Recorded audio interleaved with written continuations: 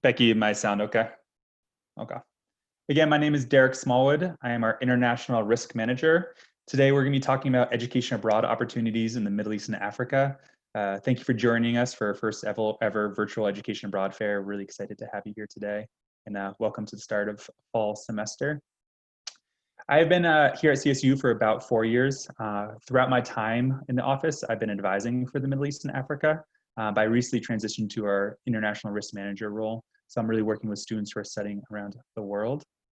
Today, we're going to be focusing on opportunities in this large swath of the world, which is obviously a very diverse, very multicultural region made up of a lot of different countries. But I really just want to talk about some of the opportunities, some of the benefits, as well as how education abroad generally just works here at CSU. I myself studied abroad in the Middle East.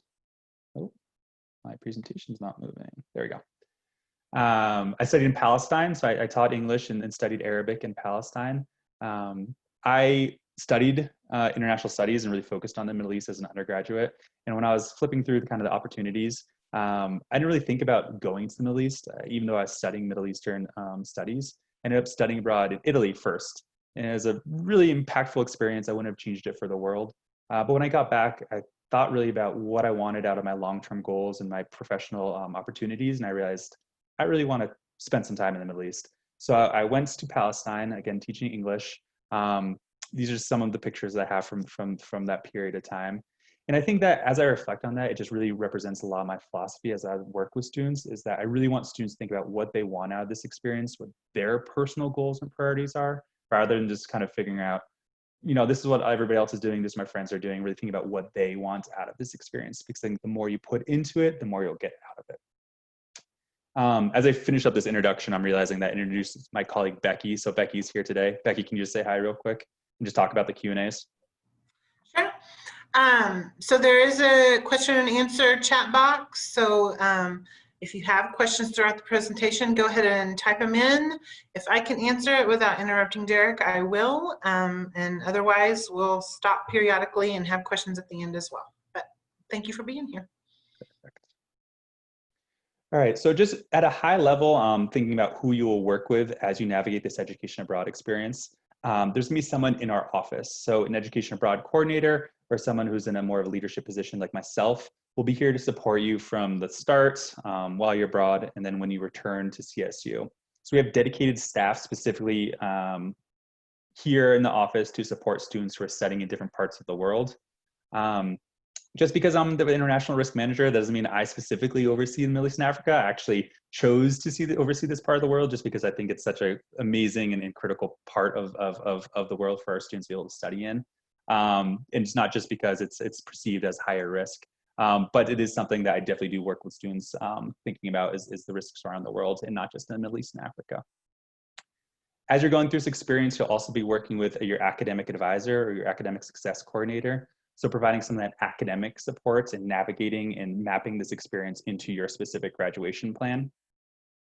And then finally, you'll be working with somebody both here in the United States and then while you're abroad. So that's either a program advisor at the different study abroad organization you're studying with, or a CSU faculty or staff member that you're traveling with. So there's a lot of different program models available to CSU students who are studying abroad. And depending on which program model you go on, the support both in country and before you depart and when you return will look a little different from those different organizations or through our office. But in any event, the main thing I want to highlight here is there's a lot of different support available to you throughout this experience. All right, so I always kind of struggle at how to approach advising or doing these overview presentations for such a large part of the world. And the way I've kind of gone about it over the years is thinking about some of the linguistic differences. So I think a lot of times I'm working with students who are interested in studying the Middle East, specifically because they're studying Arabic. I don't know if that's true of anyone here in the audience, but I definitely see a lot of students who are really interested in going abroad to immerse themselves into the Arabic language. So the map of Northern Africa here on the left demonstrates all the different dialects just of the Arabic language in this part of the world. So clearly it's a very, very diversified language, and depending on what your goals and priorities are with Arabic, you may want to study in different parts of the Middle East or North Africa. I think that's just one way I approach just signifying how diverse this part of the world is even the Arabic language really can be broken down into a lot of different dialects. The other image here is of Francophone Africa. So Africa is actually the continent with the highest number of French speakers of anywhere in the world. And sometimes I do work with students who are interested in being immersed in the French language without studying in kind of more traditional locations inside of Europe. I think this is also just a unique opportunity to think about how, there's a lot of different things that you can do out of this study abroad experience. You don't have to go to France to study French. You go to different parts of Francophone Africa. You go to Madagascar. You go to Morocco, which I think really just, for me, helps you kind of start thinking, all right, what do I want out of this experience? Just because I'm studying French, I don't need to go to this specific location. There's a lot of other opportunities out there. So very wide swath of the world, very diverse, but I'm going to try to focus on a couple different things today. All right, so with that in mind, I just want to give a regional overview. We have over 1,000 different programs available to students, but I will say in this part of the world, it's somewhat a little bit more limited. When we're looking at the Middle East, we have opportunities in Jordan, Israel, and the UAE. So those are the locations where we send students. I would say that Jordan is most likely, it is certainly the most popular country that I send students in the Middle East. In Africa, large continent, 54 countries, more opportunities there, everywhere from the north of Africa, Morocco, Tunisia, to more kind of Central Eastern Africa, Tanzania, Kenya, West Africa, Senegal, Ghana, and then Southern Africa, Madagascar, Botswana, and South Africa. So a little more variation in Africa, the continent of Africa. One thing that I always work with students on differentiating when they're interested in studying this part of the world is the different program models that are available to you. The majority of these programs are what we call study center programs. So that means you're studying at basically like a mini university abroad, specifically designed for American study abroad students. Your classes will be taught by local academics, most likely, sometimes foreign academics, but probably local academics. But your coursework, the experience will be with other American study abroad students. What's really cool about that is you're gonna be studying alongside a lot of other really like-minded people who are all there for the same exact reason. So these programs are really kind of targeted into like specific areas of focus. Let's say it's all kind of on international studies and language, or it's all on animal sciences and wildlife conservation. So these are really targeted, focused programs. A majority of them have a homestay component. All of them have some sort of cultural immersion opportunities. So there's certainly a lot of opportunity to immerse yourself into the local culture and the local community, but it's not based at a local university. So that's something I would just walk students through. There are some programs available in this part of the world at a university, studying alongside local students, living in student housing. So, if that's the kind of experience you're looking for, I think it's just important to think about that in advance and then speak to me as we're navigating the different program options available to you. So again, the differences between a study center program versus a university-based program. And I'll contextualize this a little bit more when we look at some examples of programs later on. As I noted at the beginning, we also have staff and faculty-led programs available. So these are programs run through CSU. You're traveling with a cohort of other CSU students, taking a CSU class. And a lot of these are over breaks, so they're short-term experiences. We do have a longer-term experience in South Africa over the summer. I think the one in Morocco is over winter break. So shorter experiences, not a full semester, but a great opportunity to travel with a group of CSU students, get taught by a CSU professor, take CSU credits. There's a wide variety of opportunities in that staff and faculty-led model. I don't advise for that particular one. My colleague Sade does a lot of the programming in that part of the world. And if you are interested in a faculty-led program in Africa, we don't have any in the Middle East. These are specifically in Africa. Sade can help you there. This part of the world is what we call in study abroad a more non-traditional location, in that it's a less common location for students to study abroad. So Africa, south of the Sahara, last year about 7% of study abroad students, 4% of study abroad students studied in this part of the world. That is an increase from previous years, which is exciting to see. And then even less in the Middle East and Africa. It's only 2% of those students who are going abroad are studying in the Middle East and North Africa. So again, a smaller population of students, but I do think that carries some unique benefits that I'll address in a moment. Students are always asking, what's a good major for this part of the world? And I will say there's a pretty large variety of majors that can study in the Middle East and Africa. if you have a certain major, there may be some a little bit more limited options, but just generally depends on where you're at in your grad plan, what exactly you're looking for in terms of coursework. If you have a flexibility with electives, really the world is open to you. But if you have some specific major requirements, or if you're studying in a major is more of a university-based study, like say like engineering, your options are going to be a little bit more limited, certainly not non-existent.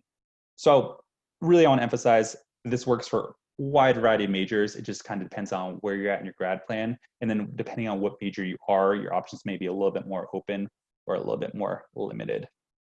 I would say that I see a lot of natural science students. So zoology, biological sciences, those are probably two more common ones. And I see a lot of students who are studying the social sciences, things like international studies, languages, that sort of thing. I also see a lot of students who are kind of in majors that mix both of those things. So like fish, wildlife, conservation biology, human dimensions and natural resources. Those are two majors I see a lot of. All right, so in terms of recommended programs, if you're on our website, you can find which programs are recommended for certain majors. So we've worked really closely with different academic advisors and departments here on campus to determine which programs would fit really well for specific majors. And you can filter depending on what your major is. I would say that the programs in my part of the world that have the most variety of recommended programs for a variety of majors would be the University of Cape Town in South Africa, Stellenbosch in South Africa, the American University of Sharjah, the United Arab Emirates, and then the School for Field Studies in Tanzania. Some of SFS is a little bit more niche towards the kind of human dimensions and wildlife students. I'll talk about that in a moment. But those other two programs are at a university where there's really a wide variety of coursework available to just about every single major we have here on campus. So again, if you have kind of a more challenging major that needs to map into education abroad, there's going to be options available to you. It just depends on what exactly you're looking for. All right, so in terms of cost, these programs really run the gamut in terms of cost. There are programs in certain parts of Morocco, certain parts of Ghana, certain parts of South Africa that are lower than cost of attendance here at CSU. You do need to think about flights, you do need to think about cost of living in country. But even when you do the math on all that, some of them are comparable or perhaps even lower than cost of attendance here at CSU. The flight can get a little bit tricky because it is an expensive part of the world to fly to. But again, a lot of these are pretty comparable or less. Some of them are significantly more than studying here at CSU. So if finances are a primary consideration for you, I really do want you to address that and speak to that when we have a meeting, just so we can help really map out this experience towards your budget, just thinking about what it costs for you to be here at campus, and not just tuition, but also housing, fees, gas, your entire semester here at CSU, and then we can compare that to an entire semester abroad. There's great scholarship opportunities no matter where you're wanting to study, any part of the world, there's great scholarship opportunities. But I think in the Middle East and Africa especially, there's some really unique opportunities to take advantage of the scholarships that are out there. I will address financial aid in a little bit, but just quickly, because I think it's worth mentioning twice, 99% of the scholarships that you receive, the financial aid, the scholarships, grants, and loans that you receive at CSU can be transferred to an education abroad. And that's true the world over, so that's really exciting. And again, there are other scholarship opportunities available through the organizations that we work with, through external partners, through CSU. And I think that if you are interested in studying in one of these more kind of non-traditional parts of the world, your scholarship applications can really stand out.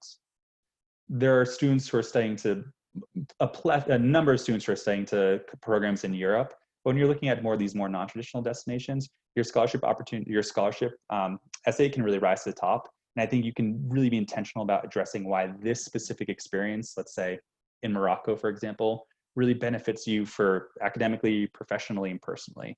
And really can speak to that, which is really how you write a strong scholarship application. There's also a number of scholarships specifically for language study. So if you are studying Arabic, for example, I definitely want to point you to some scholarships that would be available to you. All right, so the last thing I want to address in kind of this regional overview is some of the benefits and challenges of studying in the Middle East. First, I want to address the benefits. I do think that if you are interested in studying in one of these more non-traditional locations that feels very different from here in Fort Collins, even if you have been abroad, I do think these are very different than Fort Collins. I think that going as an education abroad student is a really unique opportunity to have a large amount of support, to go with other American study. Say to students, if you are interested in studying in this part of the world, an education abroad is independently. Navigating independently can be challenging. So if you're interested in doing it, now would be a good time. Yeah, Becky? Your mic is real staticky right now. Hold it up. Is that better? Yeah, that's better. Okay, thank you, Becky. Uh-huh.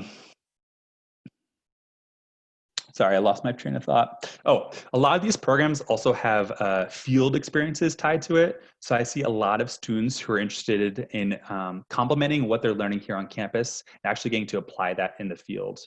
So let's say you're a student who's studying zoology here on campus, but want to learn more about conservation. A lot of these programs have a field-based conservation component to not just maybe the summer, but the entire semester. So I do see a lot of students who are interested in kind of taking what they're learning here in the classroom and beginning to apply that out in the field. And I see that all throughout the Middle East and Africa. It's really kind of more experiential learning, kind of not that traditional classroom setting. Again, depending on which program model you're looking for, but I do see a lot of students who are interested in getting out of the classroom and getting a little bit more hands-on learning in this part of the world. There's really great opportunities for that. Another thing I think about a lot of times is like when we're going into a place that has a very different culture, very different history, very different traditions than here at home.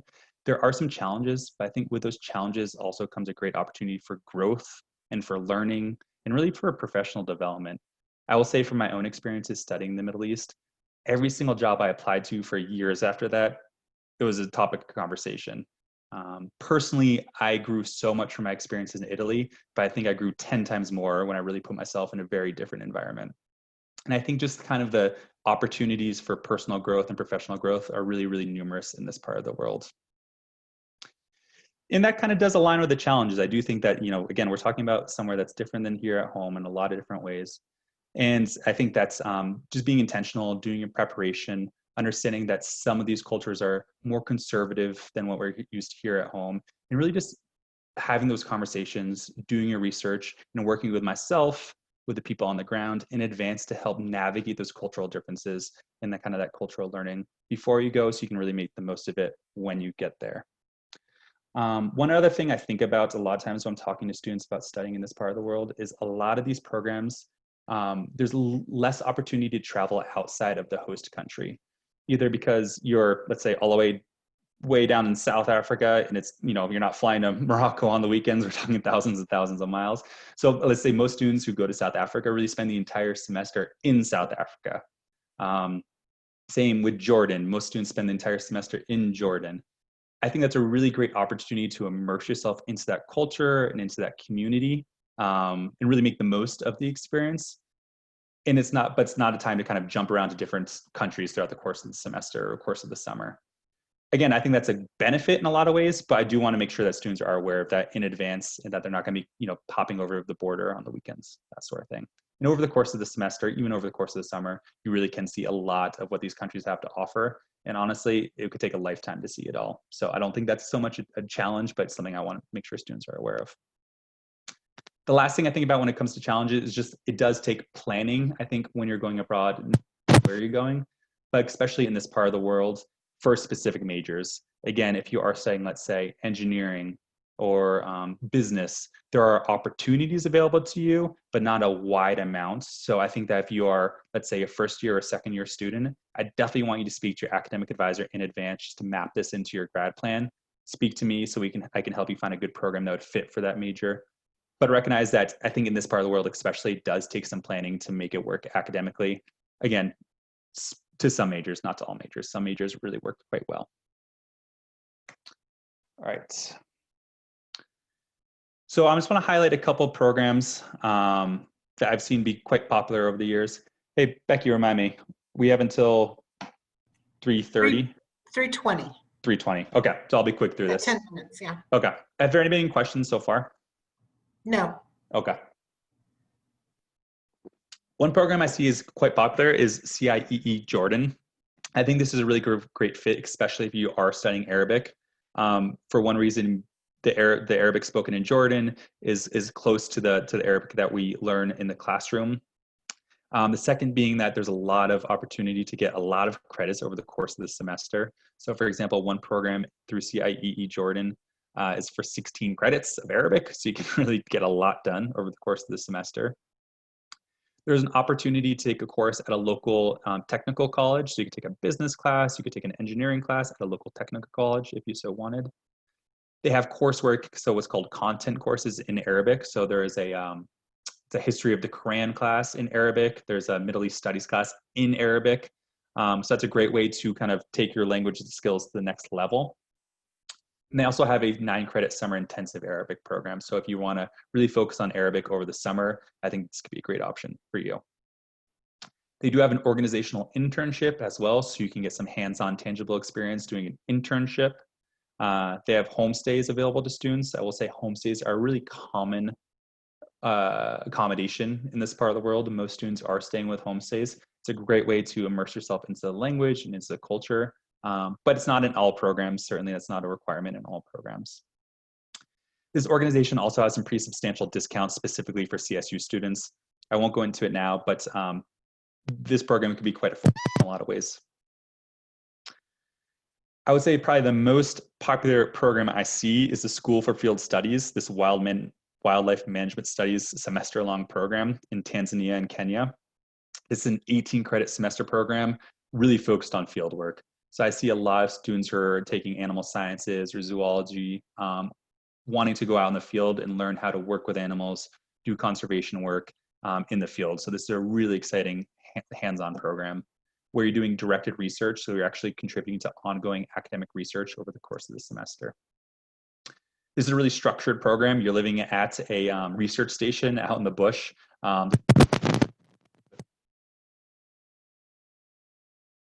Into Canada as well. So it's a really structured program. So if you haven't enrolled internationally.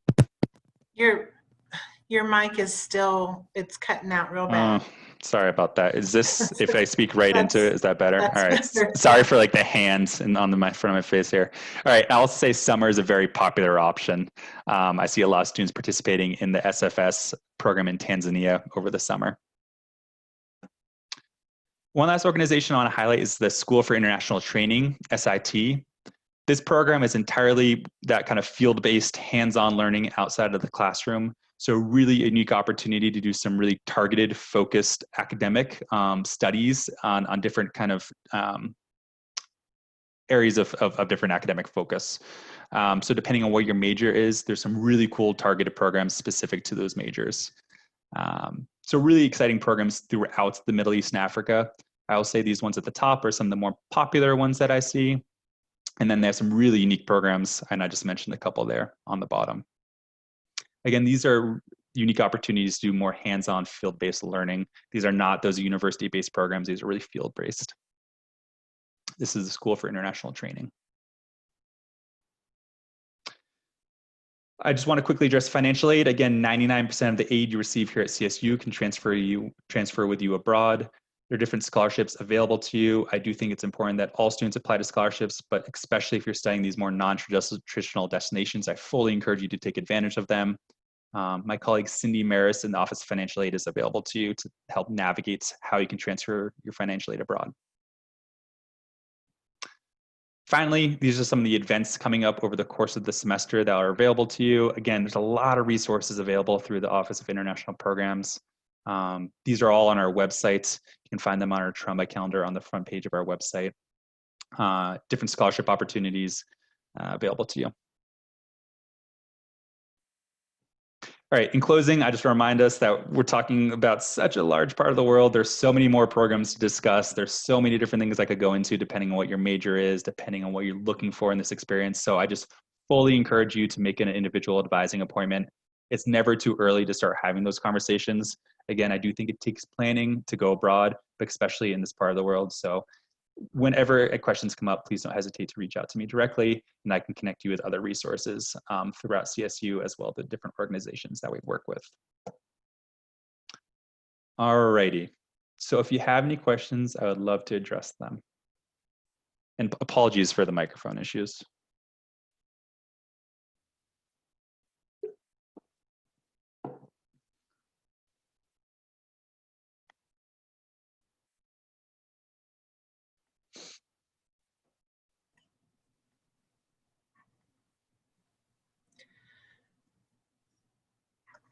I don't. There's not any questions so far.